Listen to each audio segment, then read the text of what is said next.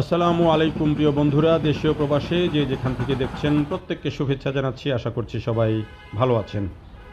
এই যে চিত্র দেখছেন এটি হচ্ছে বিআরটি প্রকল্পের স্টেশন, অর্থাৎ এটি হচ্ছে বাস র্যাপিড ট্রানজিট যে প্রকল্প, এটির যে 25টা স্টেশন হবে বিমানবন্দর থেকে জয়দেবপুর পর্যন্ত, সেই স্টেশনগুলোর একটি স্টেশন এটি হচ্ছে উত্তরা আজমপুর স্টেশন। সেই স্টেশনটিতে আমি আগেও বলেছিলাম বিভিন্ন ভিডিওতে যে প্রত্যেকটা স্টেশন কিন্তু এক একটা ফুটওভার ব্রিজ হিসাবে কাজ করবে। অর্থাৎ এখন বিমানবন্দর সড়কে মোট 25টা ফুটওভার ব্রিজ হবে। 1 কিলোমিটারেরও কম সময়ের ব্যবধানে একটি করে ফুটওভার ব্রিজ হবে। তো সেই ফুটওভার ব্রিজগুলোর দুটি ফুটওভার ব্রিজ এরই মধ্যে, অর্থাৎ এই স্টেশন চালু হয়নি কিন্তু ফুটওভার ব্রিজ চালু হয়ে গেছে। এখন অনেকের মধ্যে কনফিউশন তৈরি হয় যে এই বিআরটি প্রকল্পের স্টেশনগুলো আবার ফুটওভার ব্রিজ হিসাবে কিভাবে কাজ করবে। তো সেই বিষয়টি আজকের এই ভিডিওতে পরিষ্কার বোঝা যাবে, কারণ এটি অলরেডি এই ফুটওভার ব্রিজটি ব্যবহার করা শুরু করেছেন মানুষ। আজমপুরে যে আগের যেই একটি ফুটওভার ব্রিজ ছিল, ওপেন ফুটওভার ব্রিজ, সেই ফুটওভার ব্রিজটি এরই মধ্যে ভেঙে ফেলা হয়েছে এবং এই যে নতুন স্টেশন কাম ফুটওভার ব্রিজ যেটি, সেটি কিন্তু এরই মধ্যে চালু হয়ে গেছে এবং মানুষজন কিন্তু এটি ব্যবহার করতে শুরু করেছেন। অত্যন্ত প্রশস্ত এবং সুদৃশ্য এবং উপরে ছাউনি আছে এই ফুটওভার ব্রিজের, কারণ এটি একই সাথে ওই যে বিআরটি প্রকল্পের যে বাস র্যাপিড ট্রানজিটের যে বাস, সেই বাস যে স্টেশন, সেই স্টেশনের কাজও কিন্তু একসাথে করবে। এবং এই ফুটওভার ব্রিজ কিন্তু আবার যেন তেন ফুটওভার ব্রিজ নয়, এটিতে লিফট থাকবে, লিফট আছে, এসকেলেটর আছে এবং সিঁড়ি আছে, 3 ধরনের। তো ওই যে বলছিলাম যে আগের যে ফুটওভার ব্রিজটি ছিল সেটি ভেঙে ফেলা হচ্ছে এবং এটি ভেঙে ফেলে এখানে কিন্তু যেই বিআরটি স্টেশনের যেই অফিস, সেই অফিস নির্মাণ করা হচ্ছে। অফিসগুলো কেমন ডিজাইন হচ্ছে এর মধ্যে আমি একাধিক ভিডিও দিয়েছি, আপনারা যারা দেখেছেন তারা নিশ্চয়ই দেখেছেন। আবার আজকে আপনাদেরকে ক্লিয়ার করব যে এটি কিভাবে এই স্টেশনগুলো কাজ করবে। তো এটি হচ্ছে সেই ফুটওভার ব্রিজ। আর এই যে এখন দেখেন মানুষ কিন্তু আসা যাওয়া করছে ফুটওভার ব্রিজ আজমপুরের, অর্থাৎ পূর্ব প্রান্ত থেকে পশ্চিম প্রান্তে মানুষজন কিন্তু আসা যাওয়া করছে। যদিও আগের ফুটওভার ব্রিজটির উচ্চতা অনেক কম ছিল, কিন্তু এই ফুটওভার ব্রিজটির উচ্চতা অনেক বেশি। মানুষজন উঠতে গিয়ে একটু বলছেন যে বেশি উঁচু হয়ে গেছে। তো এটি একটু উঁচু হওয়াই স্বাভাবিক, কারণ ডবল ডেকার বাস বা অন্যান্য আরও যদি উঁচু পরিবহন থাকে সেগুলোর নিচ দিয়ে চলাচলের জন্য জায়গা রেখেই কিন্তু ভবিষ্যতের চিন্তা করে এটি করা হচ্ছে।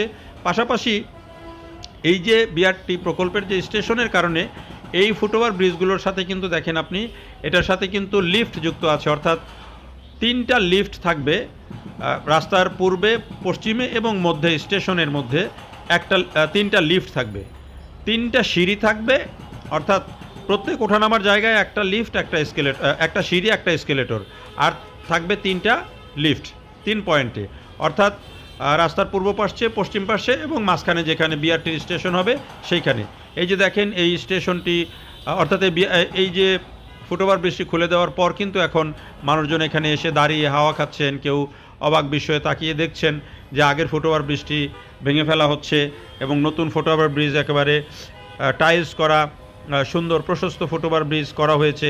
তো সেগুলো অনেকেই দেখছেন এবং অনেকে বোঝার চেষ্টা করছেন যে এটি আসলে কিভাবে কাজ করবে। তো এখন যেটি বলছিলাম যে এই যে ফুটওভার ব্রিজ কাম স্টেশন, এই যে স্টেশনটা কিভাবে হবে, দুই দিক থেকে যেসব যাত্রীরা আসবেন, যেহেতু বাস র্যাপিড ট্রানজিটে শুধুমাত্র মাঝখান দিয়ে বাস চলাচল করবে এবং মাঝের পুরোটাই 20 কিলোমিটার বিমানবন্দর থেকে একবারে জয়দেবপুর পর্যন্ত মাঝখান দিয়ে কিন্তু পারাপারের মানুষের এপার থেকে ওপারে যাওয়ার নিচ দিয়ে কোনো সুযোগ থাকবে না। এবং শুধুমাত্র যেই ক্রসিংগুলো আছে বিভিন্ন পয়েন্টে, যে ফ্লাইওভারগুলো, ওভারপাসগুলো আছে, সেগুলোর নিচ দিয়ে সম্ভব। এর বাইরে কিন্তু সড়কের মাঝখান দিয়ে আর কোনো গাড়ি পারাপারও সম্ভব না এবং কোনো ইউটার্ন সম্ভব না। ফলে এই যে মানুষ যে রাস্তার এপার থেকে ওই পারে যাবে, তার জন্য এই যে স্টেশনগুলো যেটি নির্মাণ করা হচ্ছে সেগুলোকেই একই সাথে ফুটওভার ব্রিজ হিসাবে ব্যবহারের সুযোগ করে দেওয়া হয়েছে এবং এটি বেশ একটা বলা যায় যে একটা আধুনিক ভাবনা। এবং এখন কিন্তু আর এই যে গাজীপুর বলি বা বিভিন্ন পয়েন্টে যে বিভিন্ন সময় রাস্তা ক্রস করতে গিয়ে মানুষের দুর্ঘটনায় মৃত্যু হওয়া, সেই জায়গা থেকে আমার মনে হয় যে একটা বড় পরিত্রাণ হবে এই সড়কে। এইটা একটা ভালো দিক এই বিআরটি প্রকল্পের, আমার কাছে মনে হয়েছে এটি খুবই পজিটিভ একটা দিক। এখন বিষয় হলো যে এই ফুটওভার ব্রিজ কতখানি দখলমুক্ত রাখা যাবে, এইটা কিন্তু একটা খুব গুরুত্বপূর্ণ পয়েন্ট। এই যে দেখেন এরই মধ্যে কিন্তু হকার বসে গেছে, এখনও চালুই হয়নি, হকার কিন্তু ঠিকই বসে গেছে এবং হকার ভিক্ষুক এরা কিন্তু আছে। এখন এইভাবে যদি আগের যেই আজমপুর ফুটওভার ব্রিজে যে পরিমাণে হকার ছিল, সেই হকাররা যদি এখন এই ফুটওভার ব্রিজও দখল করে, তাহলে কিন্তু আর এই ফুটওভার ব্রিজের যে এত টাকা খরচ করে এত আধুনিক ব্যবস্থাপনা দিয়ে যে তৈরি করা হলো, সেই ফুটওভার ব্রিজের কার্যকারিতাও সেভাবে থাকবে না, পাশাপাশি সৌন্দর্যও নষ্ট হবে, এটি নিশ্চিতভাবেই বলা যায়। তো ওই যে দেখেন পশ্চিম দিকে যেটি দেখতে পাচ্ছেন, এটা হচ্ছে লিফটের জায়গা, এবং লিফটের জায়গা ওই তিন জায়গা 3 পয়েন্টে আছে। তো সব মিলিয়ে এটি অত্যন্ত আধুনিক একটি ব্যবস্থা, যে মানুষজন কিন্তু এই ফুটওভার ব্রিজটি কিন্তু এখানে অনেক কাজের একটি ফুটওভার ব্রিজ ছিল, অনেক মানুষজনের পারাপার এদিক দিয়ে, ফলে এটিও অনেক কার্যকর একটি ফুটওভার ব্রিজ হবে সেটি বোঝাই যায়। এই যে যেটি বলছিলাম, ওই যে মাঝখানে স্টেশন, এই যে মানুষজন এই লিফট দিয়ে, এই সিঁড়ি দিয়ে, এসকেলেটর দিয়ে নামবেন, টিকিট করবেন, তারপরে ওই যে দূরে যেটি দেখা যাচ্ছে যে যাত্রী ছাউনির মতো এর দুই দিকে এসে বাস থামবে, এবং সেই বাসে মেট্রো রেলে যেভাবে মানুষ উঠে যায় সেভাবে কিন্তু মানুষ উঠে যাবে। এটি হচ্ছে এই বিআরটি প্রকল্পের মূল কনসেপ্ট। এর মাঝখান দিয়ে কিন্তু শুধুমাত্র বাসই চলবে, এবং ওই বাসগুলো কিন্তু আলাদাভাবে আলাদা ধরনের বাস তৈরি হবে। সেই স্টেশনগুলোই কিন্তু নির্মাণ হচ্ছে। মোট 25টা স্টেশন, বিমানবন্দর থেকে একেবারে জয়দেবপুর পর্যন্ত স্টেশনগুলো। তো সেই স্টেশনগুলোর প্রত্যেকটারই নির্মাণ কাজ হচ্ছে, কিন্তু এখন পর্যন্ত কোনোটাই কিন্তু পরিপূর্ণভাবে নির্মাণ কাজ শেষ হয়নি। এই যেটি হলো মাঝখানের লিফটের জায়গা, এবং এই লিফট দিয়েও মানুষ ওঠা, নিচে নামা, উপরে ওঠা, বা এই যে উপরে উঠে এসে যে ফুটওভার ব্রিজ ব্যবহার করা, সেটিও করতে পারবেন, কারণ মাঝখান দিয়ে করিডোর থাকবে। তবে এই যে এখন টিন দিয়ে যেটি ঘেরা দেওয়া আছে, এই মাঝখান দিয়ে কিন্তু করিডোর থাকবে।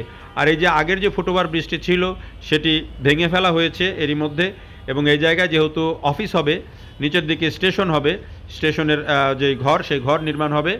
তো সব মিলিয়ে এই যে আবার এই যে এগুলো হচ্ছে স্কেলেটরের জায়গা তৈরি করা হয়েছে, পশ্চিম পাশে রাস্তার এদিক দিয়ে স্কেলেটর বসানো হবে, সেই জায়গা করা হয়েছে। অর্থাৎ ওই যে রাজু কমার্শিয়াল যেটি, ঠিক তার সামনেই একটা স্কেলেটরও বসবে। কিন্তু দুঃখের বিষয় হচ্ছে, এই যে আমরা দেখছি যে এই যে লিফটের গোড়ায় এই যে টাইলস করা যে এত সুন্দর ফুটওভার ব্রিজ, এত প্রশস্ত, দেখেন এখনই কি অবস্থা করে রেখেছে এগুলোকে। এই যে পানের পিক, ময়লা, তারপরে দেখেন পোস্টার লাগানো, এখনও চালুই হয় নাই, 1 সপ্তাহ হয় নাই, এখনই এই অবস্থা করে রেখেছে। যদি এখন এগুলোর মেনটেনেন্স ঠিক মতো না হয়, আর মানুষ যদি সচেতন না হয়, তাহলে আপনি এই যে এত আধুনিক স্থাপনা করলেন, এত আধুনিক ব্যবস্থাপনা মানুষের জন্য তৈরি করা হলো, যদি মানুষ সচেতন না হয়, তাহলে কিন্তু এগুলো রক্ষা করা খুব কঠিন। বিশেষ করে এই যে লিফট, সিঁড়ি, এসকেলেটর একেবারে সড়কের মধ্যে, এগুলোর মেনটেনেন্স কিন্তু বিরাট একটা ইস্যু হবে আমার কাছে মনে হয়। কারণ এখানে দেখেন 25টা স্টেশন হলে 25টা স্টেশনে কত 3-25-এ 75টা লিফট, 75টা এসকেলেটর, আর সিঁড়ি তো আছেই। তো সিঁড়ির বিষয়টা বাদ, কিন্তু লিফট আর এসকেলেটরের মেনটেনেন্স কিন্তু একটা বড় ইস্যু হবে যদি এগুলো ঠিকমতো মেনটেন করা না যায়। যেহেতু রাস্তায় কন্টিনিউ ধুলাবালি উড়ে, তো সেই ক্ষেত্রে এগুলোর মেনটেনেন্স কিন্তু একটা বিরাট ইস্যু একবারে মহাসড়কের মধ্যে ওপেন জায়গায়। তো সেই জায়গা থেকে আমার মনে হয় যে মানুষজনেরও সচেতন হওয়া উচিত, এবং যারা মেনটেন করবেন এটা, তারাও এই জায়গাতে মানে কঠোর ব্যবস্থা আগে থেকেই রাখা দরকার, যাতে করে এগুলো আবার অল্প সময়ের মধ্যে নষ্ট হয়ে না যায়। কারণ এমনিতেই এই প্রকল্পটি দীর্ঘ সময় ধরে মানুষকে অনেক ভুগিয়েছে। ভবিষ্যতে যেন সেই ভোগান্তি থেকে মানুষ মুক্তি পায়, এবং ভালোভাবে মুক্তি পায়, এবং এটি যেন ভবিষ্যতে আবার নতুন করে ভোগান্তির কারণ না হয়, সেই বিষয়টা অবশ্যই খেয়াল রাখা দরকার। দেখার জন্য সবাইকে অনেক ধন্যবাদ। ভালো থাকবেন সবাই। আল্লাহ হাফেজ।